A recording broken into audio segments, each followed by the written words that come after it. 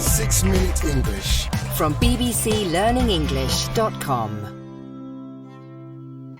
Hello, this is 6-Minute English from BBC Learning English. I'm Phil. And I'm Beth. Phil, what makes home special for you? Maybe it's sleeping in your own bed, the view from the window, or a loved family pet. What makes you feel like you're home, Phil? You know what? I think it's just relaxing on my sofa in my living room. Very nice. Well, you might not realise it, but for your brain, one of the strongest identifiers of home is smell. Listen as BBC presenters Marnie Chesterton and Tristan Artone describe the smells which give them the feeling of home. My granddad's house smelt of pine and damp and musty books. I know my mom's perfume, my dad's preferred soap. In this programme, we'll be finding out why our sense of smell is so important to feeling at home, even when we don't notice it. As always, we'll be introducing some useful new vocabulary. And if you head over to our website, bbclearningenglish.com, you'll find a transcript of the programme to read along with as you listen. And there's a free worksheet too. Good idea, Beth. But now it's time for my question. The sense of smell is incredibly powerful, but not everyone has it. A small amount of the population is anosmic, meaning they can't smell. So, according to research at the University of Reading, what percentage of people have no sense of smell? Is it A, 2%, B, 5%, or C, 7%? Oh, I'm going to say B, 5%. Well, we'll find out the correct answer later in the programme. Have you ever come back home from holiday and noticed a strange smell in your house? If you have, don't worry, it's not bad. In fact, there's a scientific reason for it, as science writer Tristan Artone explained to BBC World Service programme Unexpected Elements. One thing I've been thinking about is that every house or home has, a smell to it. You might really notice this in your own home when you come back from a long trip and you step through your front door and things smell, just kind of a bit weird. While there's a good chance your house might smell strange because it's been closed up for a few weeks, there's also a chance you might be smelling your home as it usually smells, but you just don't notice it when you're there. Tristan says that when you return home after being away, there's a good chance your house smells weird, an adjective meaning strange or unusual.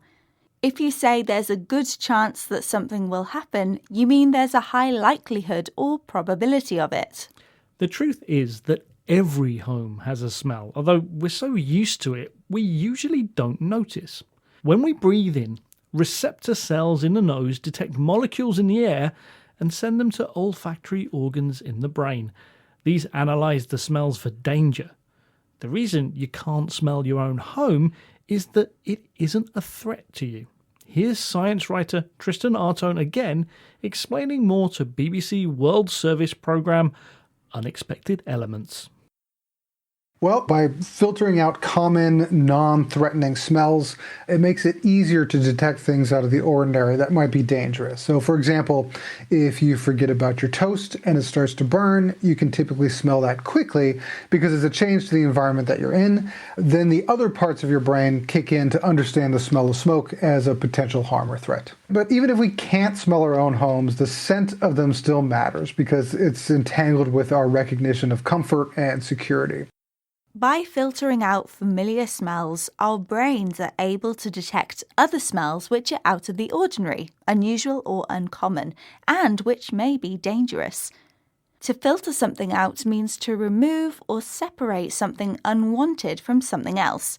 For example, filtering out the smell of home means we notice the smell of burning toast or other smells alerting us to possible danger. Even though we don't usually notice the scent, the particular smell of our home, it still has an effect on the brain's limbic system, which handles memory and emotion. This explains why smell has such a strong effect on our feelings and why we feel comfortable and safe at home. Right, Phil, isn't it time to reveal the answer to your question? Yes, it is. I asked you what percentage of the population is anosmic. That means they can't smell. And the answer is B, 5%, which is what you said, I think. It is, yeah. Well done. Okay, let's recap the vocabulary we've learnt in this programme, starting with anosmic, meaning having no sense or a limited sense of smell. The adjective weird means strange, odd, or bizarre. When someone says there's a good chance something will happen, they mean it's quite likely to happen. The phrase out of the ordinary means unusual, uncommon, or exceptional. If you filter something out, you remove or separate something unwanted from a substance. And finally, a scent is a distinctive smell, often a pleasant one, although it can also mean the smell made by an animal. Once again, our 6 minutes are up. But if you enjoyed listening to this programme, you'll find many more, along with a worksheet with a quiz you can try, on our website, bbclearningenglish.com. See you there soon. Bye! 6 Minute English from bbclearningenglish.com.